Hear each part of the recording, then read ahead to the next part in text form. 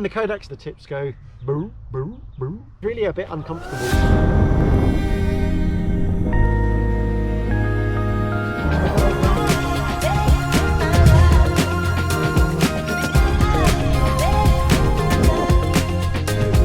The feeling of the Codex generally is, I feel for a sports class wing, it feels very solid, very reassuring, very easy. The pilot demands seem definitely at the lower end of the sports class, around the middle and even a bit below. It's a very accessible two-liner, and I think even accessible just as a sports class glider in general. It's very solid, comfortable and reassuring feeling, both on the ground, straight away from launch. It just feels really solid, comes up. Yeah. And you just straight away get a feeling of a glider that's very solid and collapse resistant and pitch stable. Yeah, and talking more reassuring. about the launch, yeah, they've got a really nice, very easy to build your wall, and and with the rods and everything, it's got quite a lot of rods in it, hasn't it? It is roddy. It's roddy. Lots of rods, lots of shaping. Yeah. Yeah, it sits very well. I mean, yeah, different conditions, but so for example, launching in a slightly stronger wind, yeah, I felt like actually it was sitting well, and then came up into the air very nicely. It didn't do that sort of picking, plucking sort of feeling, so you were able to sort of control it. Relatively easy to kite. It's got a slight tendency to drop back, so you do need to keep it. You need to keep it alive. You need to keep on the risers a little bit just to keep it flying. But as you say, I found it's very pitch stable. It comes up, and then, I mean, of course, if you pull up hard and it's a strong breeze, it's gonna come up quick. But it tends to come up and be very manageable at the top. Yes, yeah, I had a playing around on the slope, and yeah, ground handling on the slope with a bit of wind, and yeah, actually, it's very easy and it's nice to control, and yeah, it's not pulling you around so much. I mean, the tips have a little bit of a tendency to only slightly, yeah, but I found it's very monoblock, very. I mean, it has got the lowest aspect ratio, I think, of any of the ENC two-liners, but also the way it's constructed. You can actually see, if you look at the construction of the glider, it's got a lot of ribbing construction right along the leading edge, which looks a little unusual to me, and it makes the leading edge especially solid. So I think it's got a tendency to be solid. You might have had that happen, you know, any glider, the tips can come up, but I found overall it's got a tendency to come up very much as a block. Yeah, that's what I found. Yeah, and like you say, it is a sort of slightly more on the sort of solid feeling, but it's got that sort of reassuring, but you feel like you've got the sort of performance of it. But yeah, so it's comes up nice and solid, catching it and getting it under control. Yeah, because you've been mostly test flying the high B gliders, haven't you? The sort of mid and high B gliders, that's what you've been mostly flying. I was interested to see what you felt compared to some of the other high B gliders you've been feeling, about the pilot demands and the feeling of it. How did you feel? Yeah, well, actually not dissimilar to some of the other high Bs that I've been flying, and actually, yeah, it's certainly on the easier side than obviously some other C-rated wings. So I don't know how the conditions you had today, but there were quite small punchy cores, I found.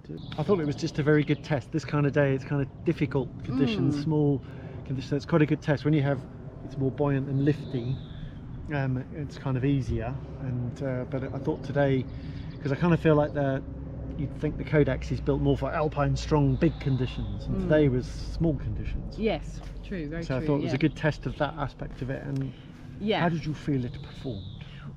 Well, it certainly, I had very good sink rate in comparison to a lot of other wings around me, so that there was quite busy today, as an example for today. So it was, I had quite a few different levels of wings to compare with. So there was definitely high Bs, but there was definitely Cs and Ds and other sort of high performant wings as well, flying with those. So performing very well. The climb rate, I was holding my own very nicely. That's a feeling I've had all the time with the Codex in the size that I've been testing, that it's got a very good sink rate and a good climb rate. I've just continuously noticed that it seems to have, it's very good in that regard. You felt the same? Definitely noticeable, and so definitely get that satisfaction from that feeling like, oh yes. So I think, but just the one thing about that, I mean, obviously different air, different conditions, etc., and the thermals, whether they're punchy or big or Mhm. floaty. I just felt like actually I just needed to get a little bit more on the Mhm. brake. So if I just did a kind of gentle pull on the Mhm. brake, it didn't feel like enough. It was almost just to get that little edge. I wanted to sort of take a bit of a wrap to get into, get the glider to go round. So Yeah. it wasn't quite as agile as today as I wanted. Yeah. So I like that agility of something getting in. For example, I've been more recently flying the Nivea Kaikuma 3P.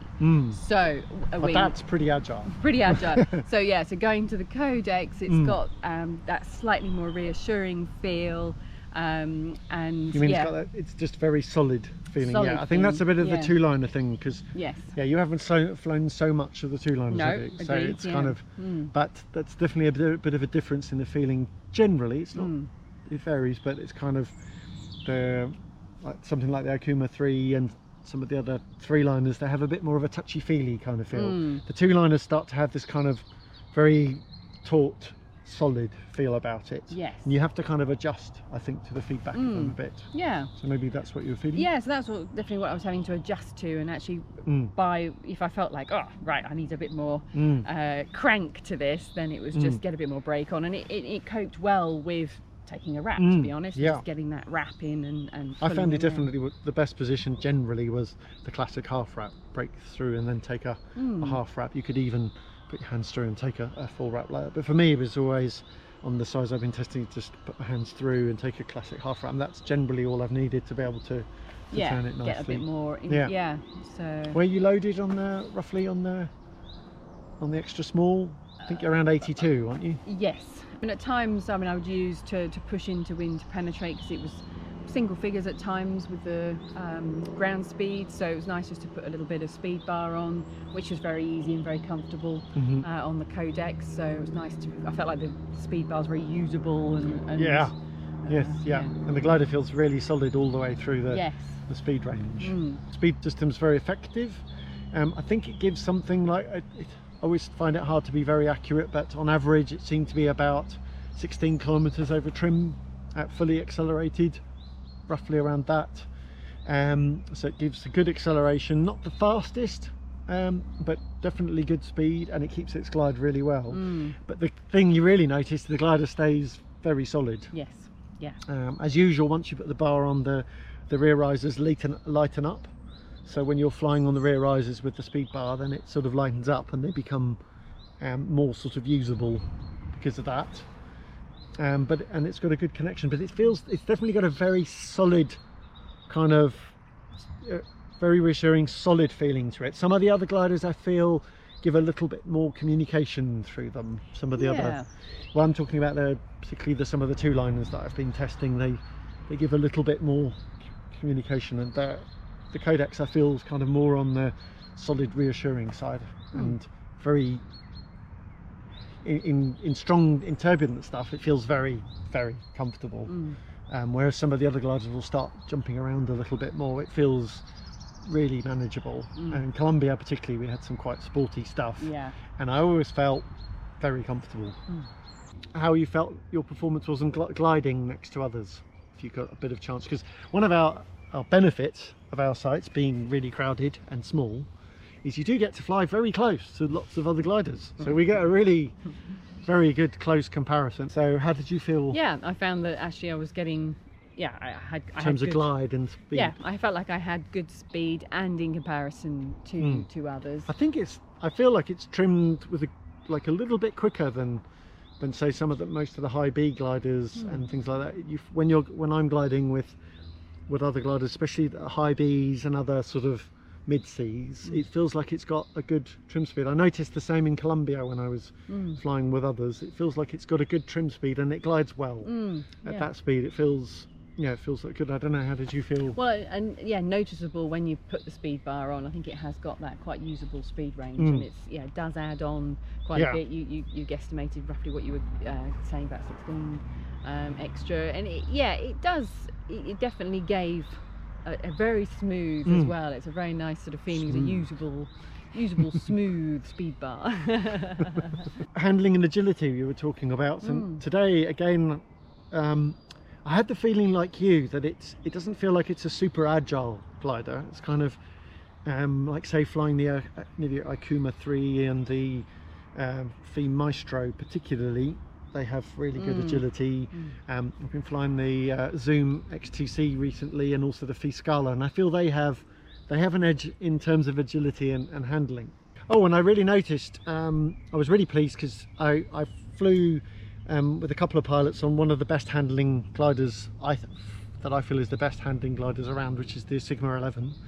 And so I thought they have a really good agility, and I was managing today on the Codex to turn right in those things. And there was a couple of other pilots who I know fly and climb really well, who are on gliders that don't have as good agility, the Photon particularly. And there's a guy who climbs really well normally and often outclimbs me, and today I was able to outclimb him because it was such a sort of really small punchy core that I was able to really bank and crank the Codex around. So it seems like, despite it feeling like I want more agility, because it has this very sort of reassuring, calm feeling about it,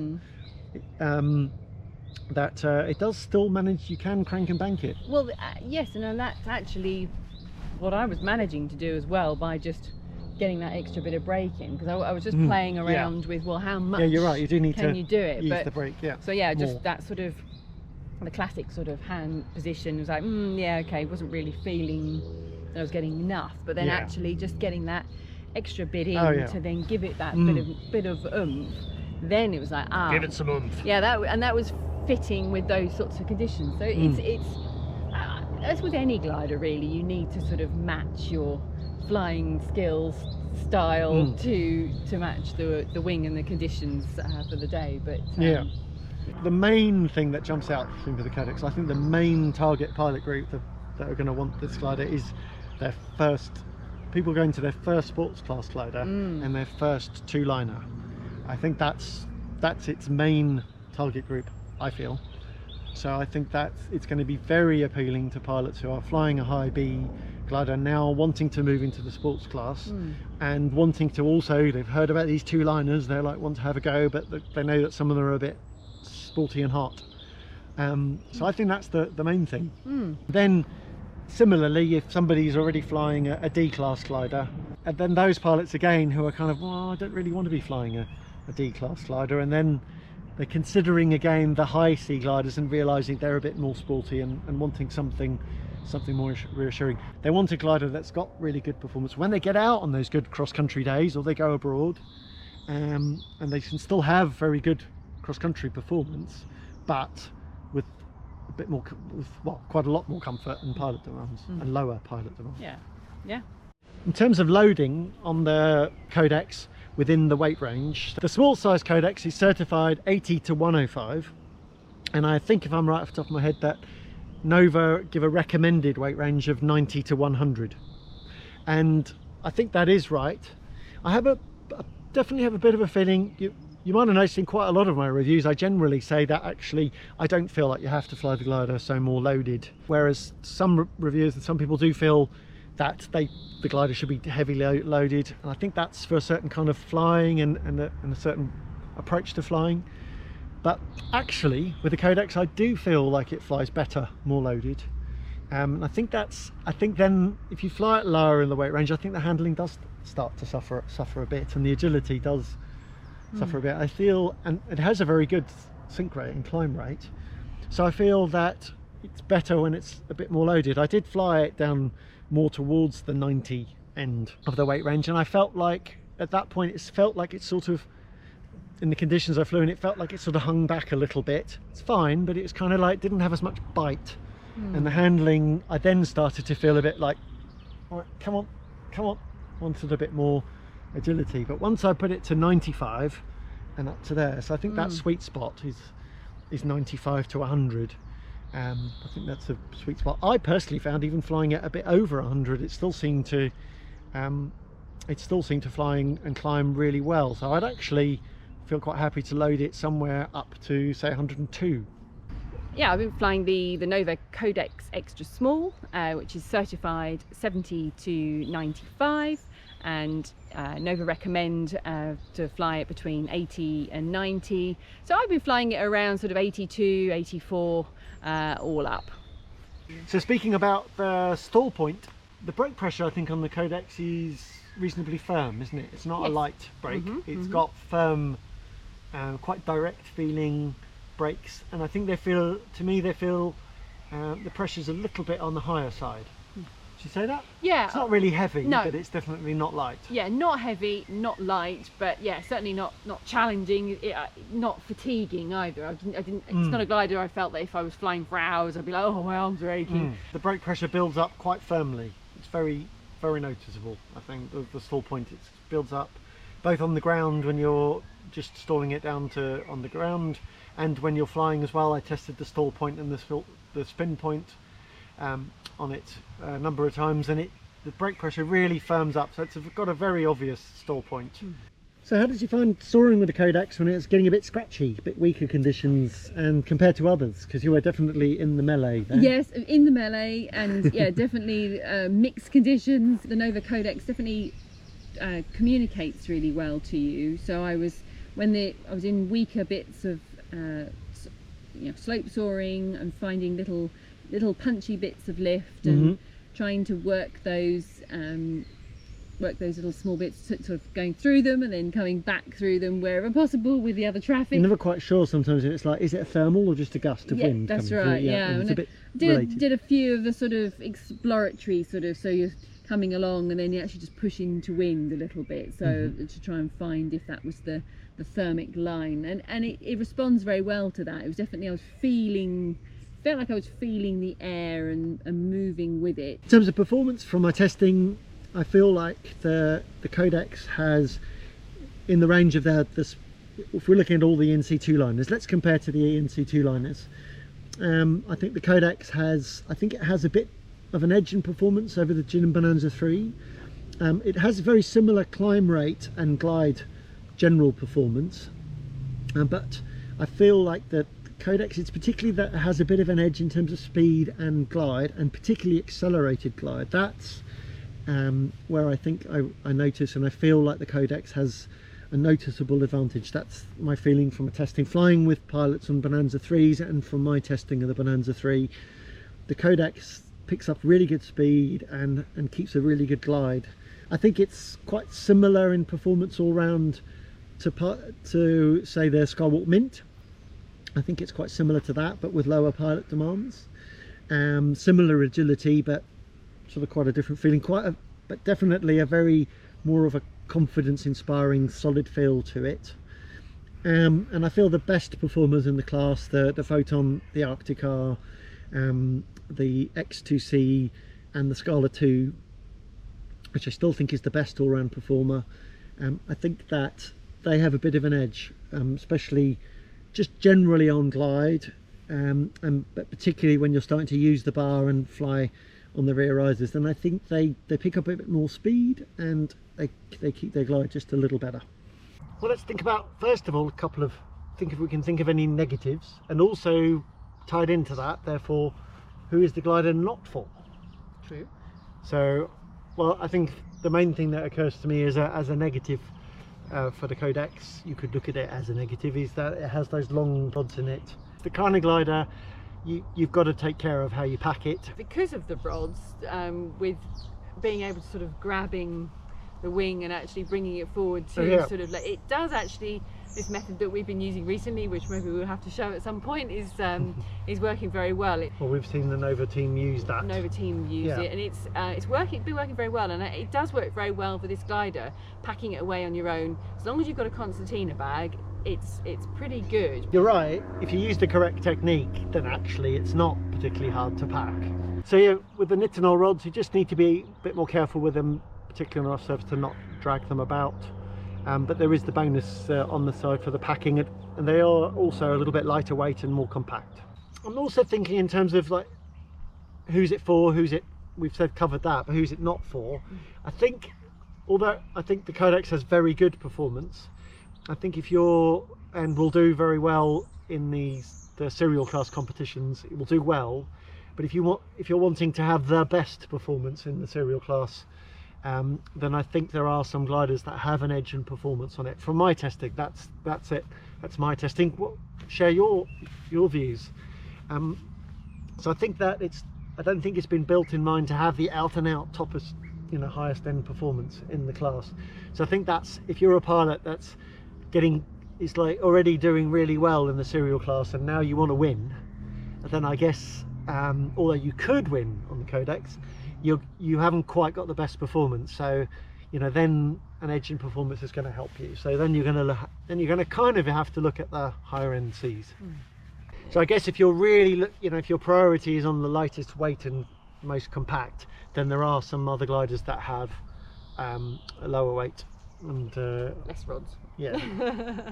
But then they probably don't have quite as much solidity, and it's always a compromise, isn't it? Yeah, absolutely. Although it's got the long rods, which are almost full length across the glider, the materials are light, but also the internal construction has been made to be on the lighter side. So Nova describe it as a semi-light construction, and which I think is correct. It's of the semi-light gliders, it weighs a little bit more because of those long rods, but it is on the lighter side. So although it's not the lightest for hike and fly, it's definitely suitable for hike and fly if you're prioritizing the other aspects, the safety and the stability and the performance over having the lowest possible weight. A nice thing about the Codex is it does big ears and also the B3s or B ears or tip stalls.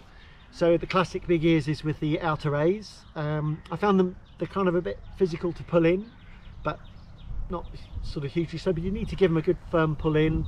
As always with both big ears and B3s, the tip stalls, it's generally a good practice to put on a bit of bar first, like a third to half bar, just to reduce the chance of stall happening. But yeah, they come in nicely. The ears, the classic big ears, then come in and sit nicely. They move around a bit, but they're very effective. The glider stays nice and stable. Some gliders get a bit over yawry, it stays very stable. So that's a very usable technique. So that's nice. That's also quite nice for pilots who haven't done B3s or tip stalls yet. It's kind of like a bit disconcerting because they're very physical, and so that's a nice bonus. And then the Codex does also do the B3s, the tip stalls, and that is where you reach out to the outermost B lines. They might be labelled C3s on the line diagram, not the stabilo lines. Don't get confused with the tip lines. If you pull them, all what happens is the glider, sort of the tips go boo, boo, boo, and it won't do anything. You do need to reach up high, and it really is quite physical to pull in. Also those lines, because they're out towards the tip, are quite thin, so it cuts into your hands. It's really a bit uncomfortable to do. Next, moving on to spiral dives.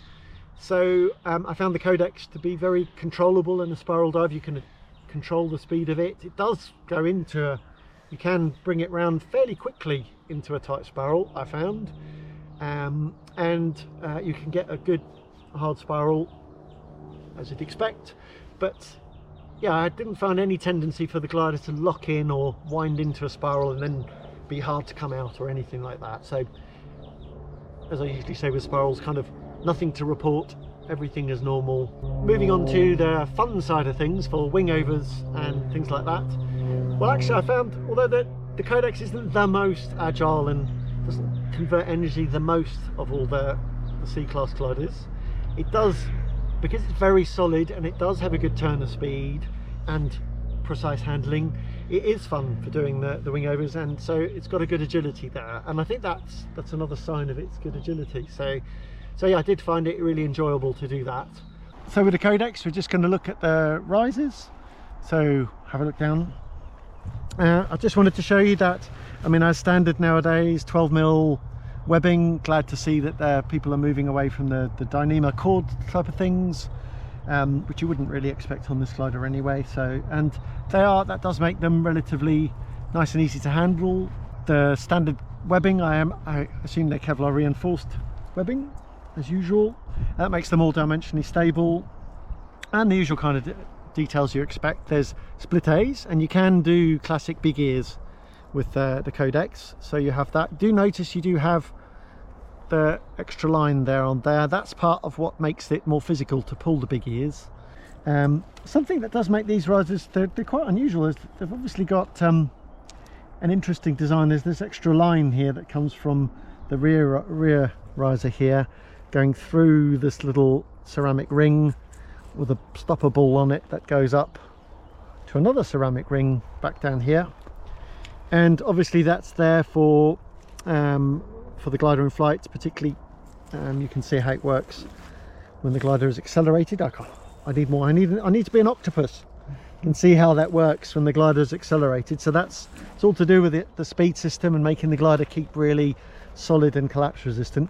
But it does make, as you can see, the gliders, the risers, and it's just a little bit more complicated. So it's important that you just kind of know everything is and what to expect, and then it's all fine. But yeah, in terms of handling, very nice and easy to handle. The handles, they're now ubiquitous snap lock magnets, which I do think are the best round compromise nowadays. And they've got the advantages of magnets and don't require two-handed operation like poppers do. But here you can see at the back they've got this carbon handle. They say it's carbon. I don't know if it's carbon look or actual carbon, but it's quite a nice, quite fat handle. It's got very good handling. It's very good in the air. Something you need to watch out for on the ground for catching your lines on, as usual. And the thing about these, which is unusual, is that you can undo these, and they are height adjustable brake handles, so you can move them around and adjust them on 5 different points, I believe. And so depending on your reach, if you've got shorter arms, you might want to bring them down a bit. I've got long monkey arms, so they're fine for me up at the top. And on the speed system, as you'd expect, there's 20mm ball bearing pulleys, top and bottom. There you go. So that's it for our review of the Nova Codex. As always, just have to mention with reviews, the one thing they can't cover is you. And so that's... You're the unique part. You're a very important, unique part of the equation. Basically, with the review, we've tried to give across as best we can the general kind of feeling and what the glider's like and the pilot demands.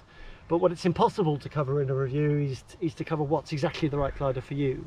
For that, we offer our match service, where we will then look at all the different gliders, and we've of course flown and know them well, and then we match that to your pilot level and your preferences as well. Yeah, so we take your uniqueness and match it to all the wonderful gliders out there, and we'll tell you which one's right, which ones are right for you, and which ones aren't right. And yeah, and then you get to choose. And then once we've worked out which are the right ones, the ones that are possible matches, sometimes you quite often end up with a few, and that's a hard decision. Then we can help you arrive at the very best match for you. So one really important part of our match service that we do is also making sure that we match you up with the right size. And that's the same for gliders, harnesses and reserves. And on that note, sometimes, you know, maybe the Nova Codex sounds like the perfect thing, but you're just not in a good place in the weight range on that particular model, and there might be other models that are a better match for you. So that's something as well we do. So if you haven't looked at our website, we've got a huge range of equipment that we offer. It's quite a challenge because we try and test and try out as much as we can. So go and check out our website. We've got loads of gliders and harnesses and reserves. We've also got quite a lot of used equipment, so stuff we've taken in part exchange, so we do part exchange, and also a lot of it is gear that we've tested. Yeah. So yeah, you've got a fantastic opportunity to buy the equipment that we've flown and tested. It's pretty much in nearly new condition. And we take very good care of our kit. And yeah, so yeah, check out and see if there's one that's there for you.